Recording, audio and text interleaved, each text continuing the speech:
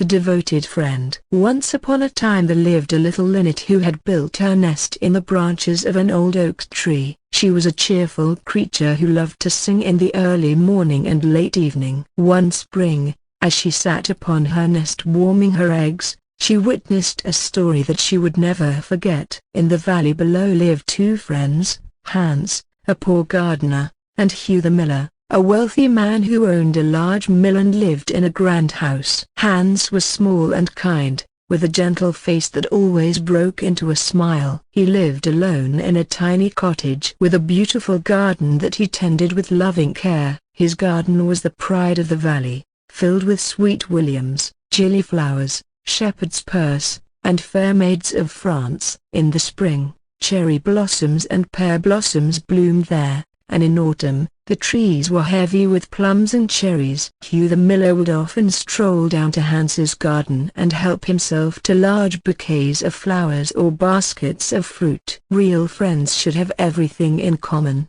the miller would say, and Hans would nod and smile, feeling proud to have such a devoted friend. The miller was tall and stout, with a red face and a loud voice. He rode a fine horse and wore expensive clothes, and he loved nothing more than to talk about the nobility of friendship and the importance of having high ideals. All through the spring and summer, Hans worked in his garden while the miller visited regularly, always leaving with his arms full of flowers or fruit. Hans never thought to ask for anything in return, for he believed that true friendship was about giving freely to those you cared about. But when winter came, Hans had nothing to sell at the market. He had given away so much during the warmer months that he had little left for himself. His cupboards grew bare, and he was forced to sell his silver buttons, then his silver chain, and finally his silver pipe just to bite bread and keep his little fire burning. During those long, cold winter months, the miller never once came to visit Hans. When his wife suggested he should check on their friend, the miller shook his head wisely. If Hans came here in his poverty, he might become envious of my warm fire and full pantry, he explained. It would be cruel to tempt him with what he cannot have. When spring comes and he is prosperous again, then I shall visit him. True friendship means knowing when to stay away as much as when to draw near. His wife nodded at her husband's wisdom, and their youngest son, who was listening, said, "How noble you are, father. I shall remember this lesson about friendship always." At last, spring returned to the valley. The ice melted from the streams, the snow vanished from the meadows, and Hans emerged from his cottage, thin and pale but smiling still. He immediately set to work in his garden, determined to make it beautiful once again. One morning, as Hans was tying up his honeysuckle, he heard the miller's loud voice calling out, "Good morning, little Hans. How have you fared through the winter? I'm so glad to see you." Hans cried, "I was afraid you had forgotten me." "Forgotten you? Never," the miller replied. "But you understand that winter is no time for visiting. A friend must be careful not to trouble his friends during difficult seasons. Now that spring has come, I knew I would find you working hard in your garden, and I have come with a purpose." Hans's face brightened. "What can I do for you?" "My wheelbarrow is broken," said the miller. "I need to take a large load of grain to market tomorrow, and I wondered if you might lend me your wheelbarrow." Hans looked troubled. "I'm afraid I don't have a wheelbarrow. I had to sell it this winter to buy bread. But I would gladly help you carry your grain on my back if you need assistance." "Nonsense,"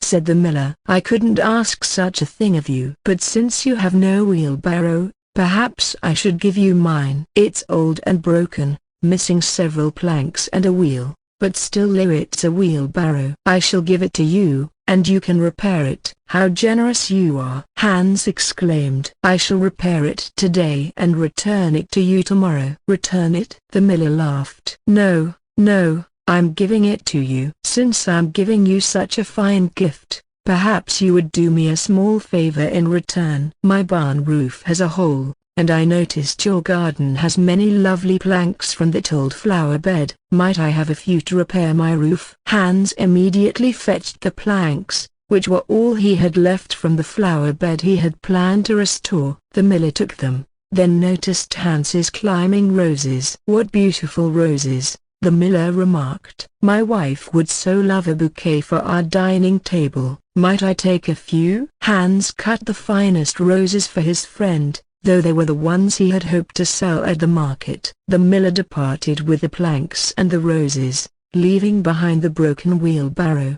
The next morning, just as Hans began working on the wheelbarrow, the miller returned. "Little Hans," he called, "I need another favor. Would you drive my sheep to the mountain pasture? My shepherd boy has fallen ill, and I cannot spare anyone else." Hans had planned to work in his garden, for he was already behind on his planting, but he could not refuse his devoted friend. He spent the entire day driving the sheep up the steep mountain path and back again, arriving home exhausted after dark. The following day, before Hans could even begin his garden work, the miller appeared again. "Little Hans, I need flour from the mill on the other side of the valley. Would you fetch me a sack?" "I would go myself, but I have important business today." Again Hans agreed, though the mill was 3 hours away. When he returned that evening, his back aching from carrying the heavy sack, he found the miller waiting with another request. "Little Hans,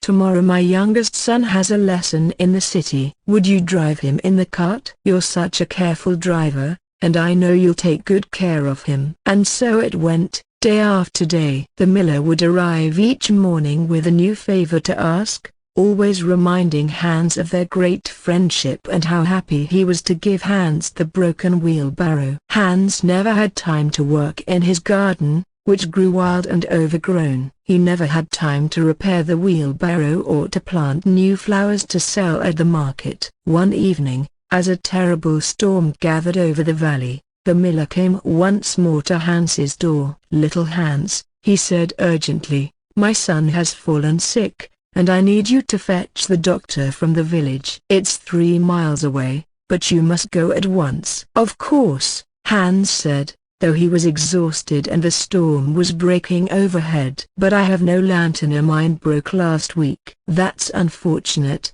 said the miller, "but the matter is urgent. You must go immediately." Hans set out into the darkness and the rain, stumbling along the muddy road. The wind howled around him, and the rain came down in sheets. He lost his way several times in the darkness and fell into a deep ditch filled with water. The storm raged all night, and when morning came, they found poor Hans lying in the flooded ditch, drowned. The whole valley came to Hans's funeral. The miller was at the front of the procession, dressed in a long black cloak. "Poor Hans," he said, shaking his head. "He was a true friend. I had even given him my wheelbarrow, though of course he never had a chance to repair it. It's a great loss to me. I shall never find another friend so devoted." "And what happened to the wheelbarrow?" asked the little Lynette, who had been listening to the story. "That," said her companion, "an old water rat, is hardly the point of the story." "And what is the point?" the linnet asked. "The point," said the water rat sternly, "is that devotion and loyalty in friendship are the highest virtues." "But surely," said the linnet, "the miller was not a true friend to Hans?" "Nonsense!"